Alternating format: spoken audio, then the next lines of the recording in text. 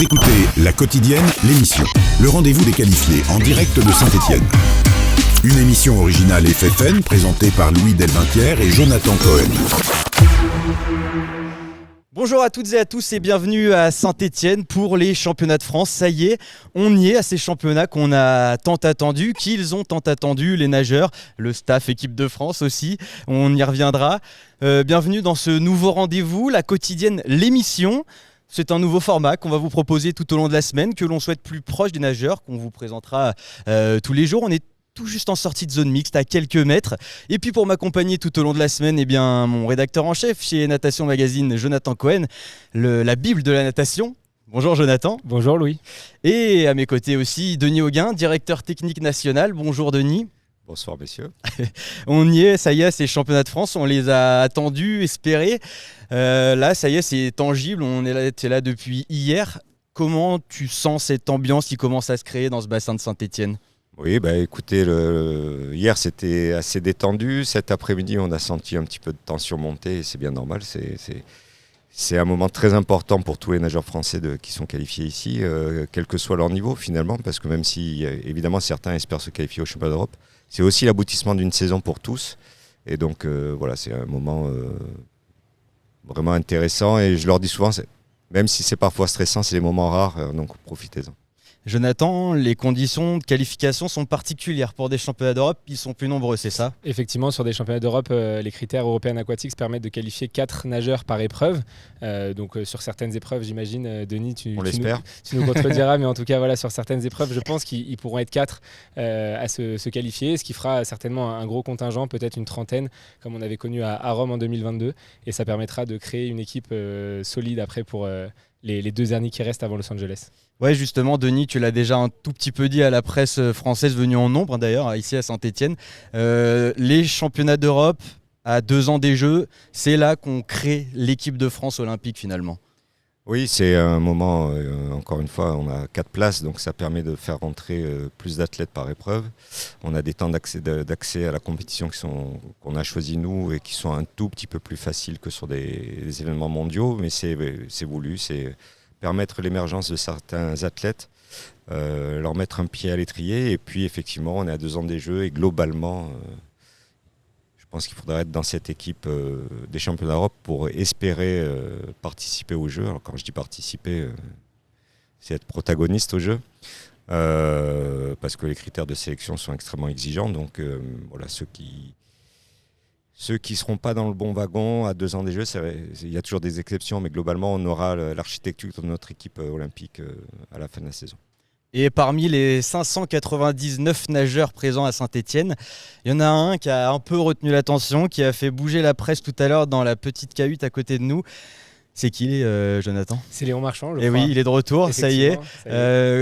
On l'a senti assez détendu. Déjà, ton ressenti avant de demander celui de Denis, il a parlé à la presse une quinzaine de minutes à peu près. Comment tu l'as senti, toi, déjà, en tant que journaliste, dis-nous ? Après 2 ans d'absence en France, parce que voilà, il avait fait les Jeux et puis il est revenu là cette année pour ces championnats de France à Saint-Étienne. On l'a senti souriant, content d'être sur cette compétition.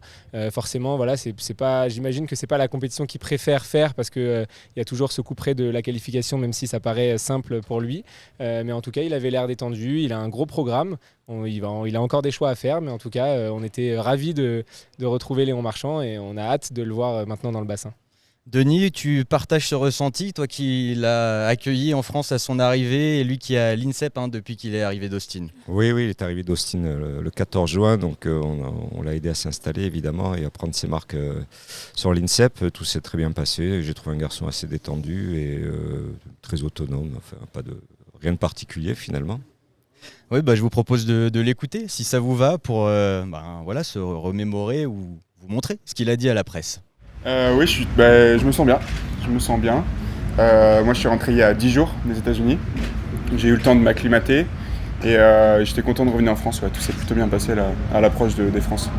J'ai été très bien accueilli à l'INSEP. J'ai pu m'entraîner donc, dans le bassin qu'ils ont là-bas. C'était super. J'ai eu un coach, j'ai eu une ligne, donc tout ce qu'il fallait. Et voilà, j'ai fait un affûtage comme je le fais d'habitude, c'est-à-dire que j'ai réduit mon volume et mon intensité sur les 10 derniers jours. Et voilà. Et j'ai profité aussi de Paris de cette belle ville, même s'il faisait très chaud à ce moment-là. J'ai réussi à en profiter, donc voilà. En vue des JO de LA 2028, j'avais envie de... Je sais que je vais souvent rentrer en France quand même, pour les championnats de France, pour les qualifs, etc. Et surtout sur les préparations terminales. Et j'avais envie de tester un nouvel environnement. J'ai envie de savoir où je me sens le mieux. Et j'avais l'impression que déjà l'INSEP c'est très pratique pour moi parce que tout est sécurisé, j'ai envie de dire. Je me sens bien, il y a tout à côté, il y a un centre médical qui est hyper impressionnant, hyper pratique pour moi. Là je vais à Marseille du coup après les championnats de France, ce sera un deuxième test et je verrai où je me sens le mieux pour la suite. En fait moi on a toujours envie de revivre un peu les Jeux de Paris, je sais que c'est un chapitre qui est vraiment tourné. Mais c'est vrai qu'avec les championnats d'Europe à Paris, j'ai hâte de voir un peu comment ça va se passer. J'espère qu'on pourra avoir une énergie pas à la même échelle qu'au JO, mais au moins quelque chose qui puisse nous pousser dans l'eau, en tout cas tous les nageurs français. Donc j'ai hâte de voir ça. Tout simplement, je savais pas exactement ce que j'allais faire, donc j'ai tout mis. Je vais pas vous mentir, j'ai tout mis, comme ça j'avais encore du temps pour pouvoir choisir mes courses. Je vais sûrement faire des forfaits, je pense pas que je vais faire toutes les courses. J'ai envie de me focaliser sur des choses et d'autres, c'est plus du bonus. Donc je vais voir comment je me sens déjà demain après le 400 mètres 4 nages. Et je vais aussi sûrement faire un choix le dernier jour parce que je pense pas que je ferai les deux courses le dernier jour. Et je suis content parce que j'ai vraiment pu travailler mon crawl, ma technique en crawl et aussi la façon dont je gérais on va dire mes jambes et mes bras, un peu la façon dont je coordonnais mon mouvement. Donc ça c'est quelque chose que j'ai bien travaillé, mais une fois qu'on travaille bien le crawl, la brasse c'est un peu moins bien, une fois que je travaille mieux la brasse, le dos c'est un peu moins bien. Donc je fais ce que je peux, j'essaie de faire le maximum dans chaque nage, mais c'est pas facile. La quotidienne, l'émission, votre rendez-vous natation. Ouais, on est de retour, on l'a entendu, ce programme de Léon Marchand, 200, 400 mètres 4 nages, 200 brasses, 200 papes et la surprise du chef, même si, il l'a dit depuis longtemps maintenant, la nage libre l'intéresse de plus en plus. Le 200 et le 400 nage libre, Jonathan, c'est bien ça? C'est ça, exactement. Et on a hâte aussi de le voir sur ces courses, 200 et 400 mètres nage libre. Moi, à chaque fois que j'entends Léon et 200 mètres nage libre, je repense à cette course à Rennes, à la ligne 1. Il fait une 46-44, je crois que c'est encore son meilleur temps aujourd'hui. Donc voilà, on a hâte de le voir sur ces distances-là. Il dit qu'il a beaucoup travaillé en crawl et qu'il a progressé en crawl, notamment pour finir aussi son 400 mètres 4 nages. Donc on a hâte de le voir. Après, Denis, j'imagine qu'il ne pourra pas tout faire, Léon, et qu'il y aura des choix à faire sur ces courses-là. Oui, forcément, il y aura des choix à faire et ça va dépendre un peu de comment il se ressent sur cette compétition, comment il ressent, puisqu'on parle de nage libre, comment il arrive finalement à transformer le travail qu'il a réalisé tout au long de la saison en nage libre en compétition. Donc on a encore quelques petites incertitudes sur son programme pour les championnats d'Europe, mais qui sera de toute façon assez complet. Malheureusement, il n'y a pas que des bonnes nouvelles sur ces championnats, mon cher Denis. Il y a l'absence regrettable forcément de Maxime Grousset, qui, rappelons-le, s'est blessé au pied, 4e métatarse me semble-t-il, sur une réception donc à l'INSEP. Peux-tu nous donner déjà de ces nouvelles, Denis ? Max suit son protocole de soins. Évidemment, il a la chance en plus d'être à l'INSEP où il y a une unité de lieu et puis une compétence médicale formidable. Donc voilà, il suit son protocole de soins. Pour le moment, très honnêtement, ça se passe bien. Mais encore une fois, c'est au jour le jour finalement. Le délai minimum, c'est 4 semaines. Délai un peu plus long, ça peut aller jusqu'à 6 semaines. Donc voilà, on attend tous les jours, on avance petit à petit. Max peut quand même s'entraîner en utilisant évidemment le haut du corps. Parce qu'il est strappé, il peut nager, mais c'est pas idéal. Mais encore une fois, ça reste des athlètes de haut niveau, donc des fois on a aussi des bonnes surprises. Concrètement, avec sa blessure, Maxime, actuellement, même dans 2-3 semaines, est pénalisé, surtout au niveau des départs et des virages, j'imagine, c'est ça ? Oui, il y a forcément tout ce qui est poussé, tout ce qui est impact sur le pied, tout ce qui est travail d'ondulation, parce qu'il ne peut pas mettre le pied en extension pour le moment.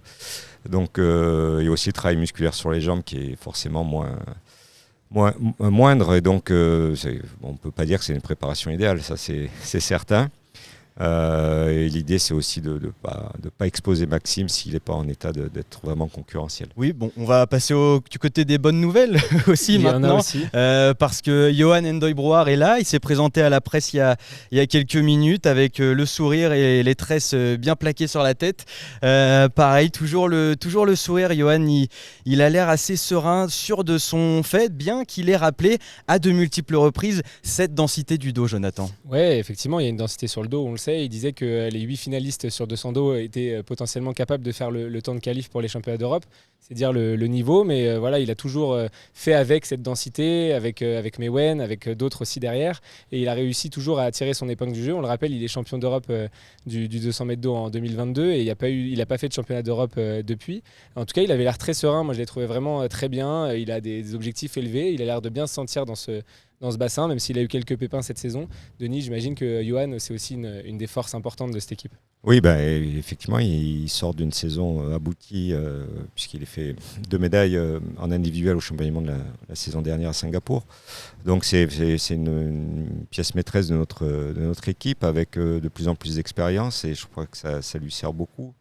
Mais il est très détendu. Je l'ai vu aussi à l'INSEP la semaine dernière, ça a l'air d'aller. Il était assez serein dans sa préparation. Et une envie d'intégrer le relais 4x100 mètres nage libre aussi.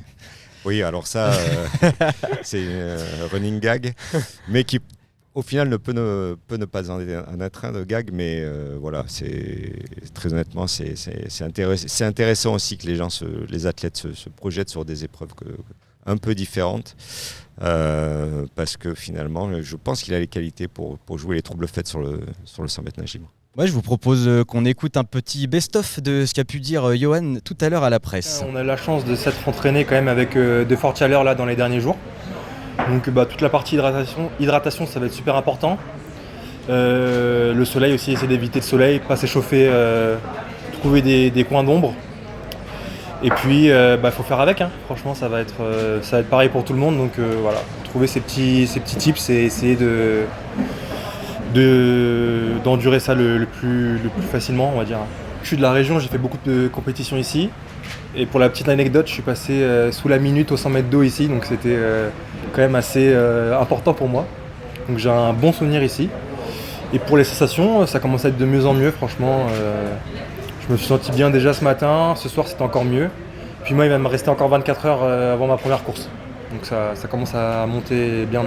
C'est un peu un coup près, quoi. On a rien vraiment à gagner, mais par contre on a tout à perdre. Donc même malgré entre guillemets mon statut, ça reste stressant pour moi parce qu'on n'est pas à l'abri d'une disqualification, d'un problème ou quoi. Donc il faut rester concentré, faire les choses bien parce que derrière ça pousse énormément. Notamment sur le 200 dos. Je pense qu'on a une course où on peut être les 8 finalistes à faire le temps de qualification. Donc faut pas s'endormir, quoi.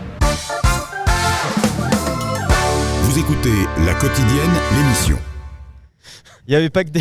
Jonathan, tu rigoles. Eh oui, c'est un super générique. Il n'y avait pas que des hommes, hein, forcément. Parlons aussi des filles avec Denis, puisque Jonathan se marre. Beryl était là. Beryl, capitaine de cette équipe de France. On va pas dire qu'elle avait le sourire, parce que c'est souvent le cas avec Beryl. Mais pareil, une préparation qui a l'air de s'être super bien passée pour Beryl, qui arrive super prête sur ces championnats. Oui, alors elle était un petit peu embêtée en tout début de saison avec une blessure. Et puis là, ça fait plusieurs mois où cette blessure est oubliée. Donc Beryl est en pleine possession de ses moyens. Il va falloir comme tout le monde, qu'elle passe à travers les filtres de la qualification. Mais si elle a son meilleur niveau, ça ne posera pas de difficultés. Mais encore une fois, il faut faire la course. Et puis en espérant évidemment le meilleur pour Beryl. Et qu'elle soit aussi un peu challengée, j'ai envie de dire, par des plus jeunes. Oui. Ce sera bien pour nous. On lui a parlé d'ailleurs, on a évoqué avec elle cette question de la densité sur le 100 mètres nage libre notamment. Alors il y a Marie qui revient à un bon niveau aussi, qui a l'air assez affûtée, Alban Cachot qui a nagé très vite. Ce relais 4x100 mètres nage libre féminin, il a aussi des ambitions, j'imagine, pour ces championnats d'Europe. En tout cas sur la scène européenne, il peut être concurrentiel. Oui, je crois que sur les championnats d'Europe, le relais 4x100 a toutes ses chances de bien figurer. Mais c'est un peu comme les épreuves individuelles. Je crois que si on arrive à être bien placé sur les relais, ça va donner de l'appétit aussi aux athlètes pour se dire finalement aussi par le biais des relais on peut être très performant, prendre du plaisir. C'est une pression un petit peu différente, Et donc les nageurs peuvent s'exprimer de façon un petit peu différente et parfois c'est aussi, finalement les relais peuvent aussi servir après de déclic à titre individuel, donc je crois que c'est très intéressant de garder cette dynamique de relais. Moi, je vous propose de l'écouter, elle aussi, messieurs, pour voir un petit aperçu de ce qu'a pu dire Beryl tout à l'heure. Les 3 dernières semaines, moi, je suis vraiment montée en puissance. Avant ça, j'ai eu quelques semaines assez compliquées, beaucoup de fatigue. Mais j'ai mis en place pas mal de choses qui font que, du coup, ça a aidé à ma récupération, etc. Et l'état de forme, du coup, c'est toujours le test commence demain, donc on verra. Mais en tout cas, j'ai fait des choses à l'entraînement que j'avais jamais faites auparavant. Je reste sur le verre d'eau à moitié plein au maximum. Et donc, je ressens pas vraiment cette longue saison. Et j'étais assez occupée aussi ces dernières semaines, donc ça permet de passer le temps. J'adore me challenger. Non, là justement, il y a 3-4 semaines, alors pas au niveau de l'entraînement, tout se passe bien dans l'eau. J'ai incorporé d'autres choses à l'extérieur, avec des professionnels de la santé, que ce soit au niveau du microbiote, au niveau mental. Voilà, je teste d'autres choses. Et ça a déjà porté ses fruits en termes de récupération, de digestion, de plein de choses comme ça qui pouvaient me gêner ou me fatiguer. C'est assez récent, mais je vois déjà les fruits du travail effectué, donc c'est super intéressant. J'ai changé aussi prépa physique, j'ai incorporé d'autres choses, je ne vais pas tout dire. on verra à la fin quand ça aura marché. Mais c'est super parce que ça me challenge, c'est important aussi d'amener un petit peu de renouveau. Et à un moment donné, quand on veut passer un palier, on peut pas, si on continue à faire la même chose, il ne se passera rien de différemment. Donc c'est un risque, mais je le prends volontairement si ça veut dire que je passerai le palier supérieur après. D'avoir l'opportunité de pouvoir accueillir plus de personnes, d'étoffer l'équipe de France. Ça me plaît beaucoup. Et le fait que ce soit en France, évidemment, c'est une motivation supplémentaire. On a eu déjà l'opportunité d'une vie d'avoir les Jeux Olympiques à la maison. Et en plus, on a les championnats d'Europe, donc on pourra dire avec du recul, on a quand même de la chance. Donc c'est sûr que j'ai pas du tout envie de rater le train. Et j'espère y monter dedans dès demain soir. Vous écoutez La Quotidienne, l'émission. Ça ne fera jamais pas rire. Forcément, il y a des enjeux de qualification sur ces championnats. On le rappelle une nouvelle fois, 4 qualifiés par épreuve. Encore faut-il être sous les critères définis en tout début de saison par la direction technique nationale. Mais aussi, Denis, parlons de ceux qui ont déjà été faits au championnat de France junior, dont 2 nageurs qui ne seront pas là parce qu'ils préparent actuellement les championnats d'Europe junior. C'est Nathan Muratori sur 100 mètres et 200 mètres d'eau avec des temps canon. Et Jeanne Le Chevalier également sur 50 mètres d'eau qui a fait le temps. Forcément, ils ne sont pas là parce que ce sont des nageurs qui visent des médailles, voire des titres au championnat d'Europe junior. C'est ça l'idée, Denis? Oui, je crois que l'idée, c'est d'accompagner ces jeunes athlètes sur un parcours long et pas les projeter forcément de façon non réfléchie et non organisée sur toutes les compétitions qu'ils pourraient faire. Alors on a ce chevauchement d'événements entre le stage qui prépare les Euro Juniors et les championnats de France élite, tout simplement parce que la date des championnats d'Europe seniors a été déplacée au cours de saison. Donc voilà, c'est comme ça. Donc ça amène des réflexions et des stratégies différentes. Et je crois que pour Jeanne et pour Nathan, c'est bien qu'ils apprennent à gagner chez les juniors, parce que ça s'apprend de gagner. Et puis ça ne les empêchera pas après, s'ils sont qualifiés au championnat d'Europe senior, de venir participer au championnat d'Europe senior.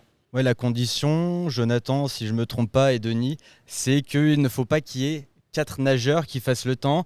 Et s'il y en a éventuellement 3, 2 ou même 1 ou 0, eh bien ces nageurs seront qualifiés grâce à ces temps au championnat de France junior, c'est ça? Oui, c'est ça. Ouais. Sachant qu'on parlait tout à l'heure de la densité sur le dos, effectivement, Nathan Muratori risque peut-être d'en pâtir de cette densité sur 100 et 200 mètres d'eau. Oui, alors c'est quelque chose qui est complètement assumé avec son entraîneur, avec Philippe Schutzer. Mais dans notre histoire, on a souvent eu des exemples comme ça. Camille Muffat a fait cette stratégie-là, d'abord de gagner chez les juniors avant de se projeter chez les seniors. Et je crois que il vaut mieux courir un seul lièvre à la fois qu'essayer de se disperser et finalement être toujours un peu dans l'urgence et pas s'exprimer complètement. Et encore une fois, Je pense que pour un athlète, gagner un championnat d'Europe junior, c'est quelque chose d'important dans la suite de sa carrière. Il y en a un autre qui sera là cette semaine, qui a fait déjà des temps au championnat de France junior et qui visera forcément une place en équipe de France A. C'est Sauveur Cristofini, la nouvelle pépite de la natation française, comme beaucoup l'appellent, qui est sur une pente ascendante assez fulgurante sur cette saison, avec déjà une équipe de France A du côté de Lublin, en Pologne, en petit bassin. On peut l'attendre encore à un bon niveau, déjà surtout, à un bon niveau, Sauveur, sur ces championnats à Saint-Étienne. Oui, je crois qu'il a toutes les capacités de se qualifier au championnat d'Europe. Après, il est dans une course qui va être un petit peu dense aussi, voilà, mais c'est de l'apprentissage. On a vu que sur les championnats d'Europe petit bassin, l'apprentissage ne se faisait pas toujours de façon automatique. Mais bon, je pense qu'il a encore progressé depuis, il a encore grandi, il a pris de l'expérience. Et en tout cas, je le souhaite ardemment, c'est un de nos futurs piliers de l'équipe de France.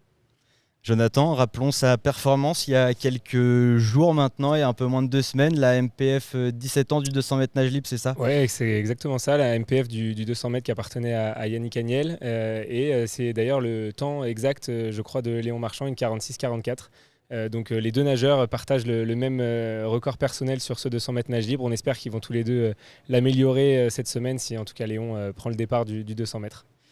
Voilà, pour conclure, on aurait pu parler de Marie Wattel aussi forcément, qui revient dans une belle forme. On aurait pu parler de Mélanie Hennig, on attend avec impatience son retour en équipe de France, et tout plein d'autres. Mewen Tomac, Sacha Velli, le 1500. Exactement, Sacha Velli qui vise le record de France du 1500 cet été. Marie-Ambre Molu. On aurait pu parler de beaucoup de gens, mais on les aura, à mon avis, cette semaine très vite au micro. Denis, pour le mot de la fin, quel est le mot d'ordre pour toi sur cette semaine ? Quel message tu passerais là à ceux qui ont envie de rejoindre l'équipe de France ? Ouais, tout simplement de répéter de mettre en place tout ce qu'ils ont répété pendant 10 mois maintenant, parce que la saison est très très longue. On finira le 17 août. Donc c'est une saison longue avec donc la possibilité de beaucoup travailler. Donc finalement d'arriver à mettre en place ce qu'ils ont fait depuis tous ces mois et toutes ces années. Mais c'est tout ce qu'on leur souhaite. Évidemment, on espère qu'ils seront nombreux à rejoindre les rangs de l'équipe de France et à nous rejoindre ici pour nous confier leur réaction à l'issue de leur course. Exactement, on vous attend nombreux toute cette semaine. On est juste en sortie de zone mixte, vous ne pourrez pas nous louper. Merci Denis d'être venu sur cette grande première qui ne s'est pas fait... si facilement que ça, mais on était là devant vous, on a été ravis de vous proposer ce format qui j'espère va durer tout au long de la semaine avec la participation des nageurs. Merci une nouvelle fois Denis, bonne semaine et puis à demain. À demain. À demain. Vous écoutez La Quotidienne, l'émission, le rendez-vous des qualifiés en direct de Saint-Étienne. Une émission originale FFN présentée par Louis Delvainquière et Jonathan Cohen.